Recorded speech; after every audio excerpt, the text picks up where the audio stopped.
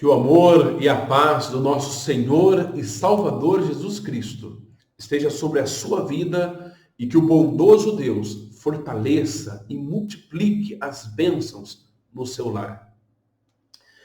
Meus irmãos, quando eu morava em Limeira com meus pais, nós frequentávamos a igreja ali e quando teria alguma programação da igreja que precisava dividir as famílias, se falava assim, a família do seu João, a família do seu Isaac, a família do Gerson, do seu Ranulfo.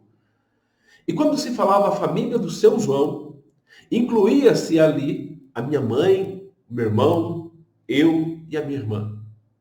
Nós estávamos dentro dessa família e pertencendo à igreja. Lembrei-me disto porque atualmente e recentemente estávamos fazendo a lista das famílias da nossa igreja e também eu escrevi a família do Fernando, a minha família.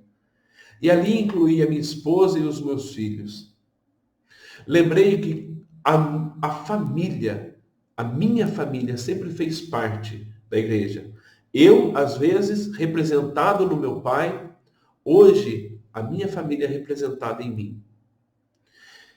E é sobre isso o que eu quero falar hoje. Sobre como é importante que as famílias façam parte da igreja. Como é importante que as famílias estejam integradas no corpo da igreja.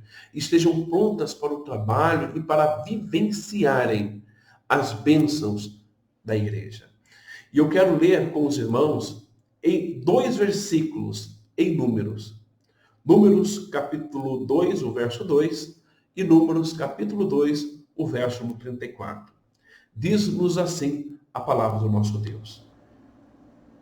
Disse o Senhor a Moisés e Arão: os filhos de Israel se acamparão junto ao seu estandarte, segundo as insígnias da casa de seus pais, ao redor, de frente para a tenda da congregação, se acamparão. Assim fizeram os filhos de Israel, conforme tudo o que o Senhor ordenara a Moisés. Se acamparam segundo os seus estandartes, e assim marcharam, cada qual segundo as suas famílias, segundo a casa de seus pais. Esses 2 versículos nos falam da importância da família na vida da comunidade. Aqui, o povo de Israel estava sendo dividido por tribos e Moisés estava colocando cada tribo no lugar que Deus ordenara para que eles ficassem. Cada família seria representada pelo seu estandarte, pela sua insígnia. Eles eram identificados pela bandeira que levavam. Ali estaria a tribo de Ruben, em outro lugar a de Judá, de Levi. Cada uma tinha o seu lugar e cada tribo era identificada pela sua bandeira. Nós observamos que mesmo sendo famílias distintas, eles eram, no todo, o povo de Deus. Eram tribos diferentes, eram famílias distintas, mas eram um único povo, com um único propósito de glorificar e exaltar o seu Deus. Ambos estavam de frente para a tenda da congregação. E ali é onde eles identificavam a presença de Deus, as orientações que vinham de Deus, para que eles cumprissem e para que eles pudessem ser dirigidos por Deus. Hoje, irmãos, talvez nós podemos identificar a mesma situação na nossa vida. Nós estamos na igreja com pessoas diferentes, com famílias diferentes, mas somos todos o mesmo povo de Deus. Somos todos nós resgatados pelo sangue de Jesus Cristo. Todos nós andamos para glorificar e exaltar o nosso Deus. Mas é importante que isto seja feito em família. É claro que se eu não tenho família, se eu sou solteiro, eu tenho que fazer isto com o meu coração e com toda a minha dedicação. Mas se você tem a família, você deve levar a sua família, você deve envolver a sua família e compreender a importância de você imergir cada membro da sua família no contexto da igreja. Nós observamos hoje, infelizmente, muitas pessoas dando desculpas para não participarem das atividades e dos projetos da igreja. As pessoas podem falar: eu tenho muitas atividades, eu tenho alguns compromissos, ou eu tenho que fazer outras coisas, ou até mesmo, eu trabalhei muita semana e estou cansada. O que nós observamos é que quando nós damos desculpas para não participarmos da casa de Deus e termos essa comunhão com Deus, os membros da nossa família vão ver a nossa falta de compromisso, a nossa falta de interesse. E será que eles se interessarão? Será que eles se sentirão motivados? Se nós não estamos, como motivar os nossos filhos? Como motivar a nossa esposa? Como motivar o marido?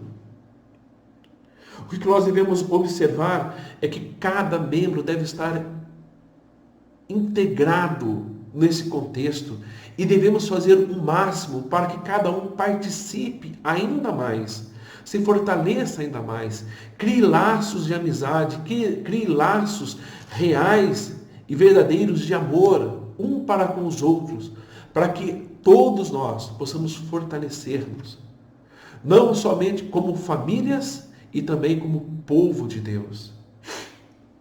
Talvez nós observamos muitas vezes uma falta de interesse, uma falta de busca pela vontade de Deus, ou por fazer a vontade de Deus. Hoje nós estamos em uma época de pandemia, muitas pessoas sentem-se inseguras de estarem na casa de Deus por conta dos seus históricos de saúde, por serem pessoas em situação de risco. Mas isto, por mais que isso seja um motivo viável e correto de se prever a sua saúde, deve-se participar dos trabalhos, ouvindo as devocionais, ouvindo o culto via internet, buscando a comunhão com os irmãos, telefonando, ligando, fazendo com que este amor não se perca. E aqueles que podem vir à igreja, que estão mais saudáveis, que mesmo sendo com as proteções de segurança, devem fazê-lo. Devem buscar isto realmente para estarem na casa de Deus, para estarem juntos, louvando e glorificando ao Senhor. Meus irmãos, nós observamos que os pais devem ter um grande compromisso com os seus filhos, de orientá-los no caminho de Deus, de fazer com que eles amem a casa de Deus, porque senão, no futuro, estes pais poderão colher o amargo fruto de verem seus filhos escolhendo outras coisas que não seja a vida em comunhão com Deus. Quão triste é para um pai ver seus filhos longe e distantes da casa do Senhor. Podemos entender que muito disso acontece porque os próprios pais não se empenham, não ensinam, não se dedicam. Nós sabemos que os pais devem levar os seus filhos a terem as bênçãos da aliança de Deus. E podemos saber também que a igreja é o meio pelo qual Deus abençoa. E quando nós falamos que Deus abençoa, é porque de fato Ele dá um caminho novo, um ensino novo. Ele faz com que tenha amizades novas e boas, que todos contemplam o verdadeiro Deus. Meus irmãos, o que você tem feito para que a sua família se achegue à vontade de Deus? Para que a sua família se achegue na casa de Deus e ame a casa de Deus. Nós observamos lá no verso 34, dizendo assim: assim fizeram os filhos de Israel conforme o Senhor ordenara, e assim marcharam, cada qual segundo as suas famílias. O que nós observamos é que todos eles marcharam juntos, segundo a sua família. Nós também devemos trabalhar juntos na casa de Deus, esforçar-nos para fazermos a vontade de Deus, juntos, como povo de Deus, como família, a sua família aos pés de Cristo. Não há coisa melhor, não há coisa que nós desejemos mais do que essa bênção e essa graça do nosso Senhor. Meus irmãos, que Deus esteja te abençoando e que a sua família possa estar aos pés de Cristo. Amém. Vamos orar. Santo e eterno Deus, conduza, Senhor, as nossas famílias à tua santa e bendita presença. Que nós possamos nos esforçar para que os nossos filhos, a nossa esposa, os nossos maridos estejam diante do Senhor, para que venhamos a buscar o Senhor em família e para que juntos sejamos o povo de Deus, a família do Senhor, para a glória do teu santo e bendito nome. Esta é a oração que nós fazemos, no nome santo do teu Filho amado Jesus, o nosso Senhor. Amém.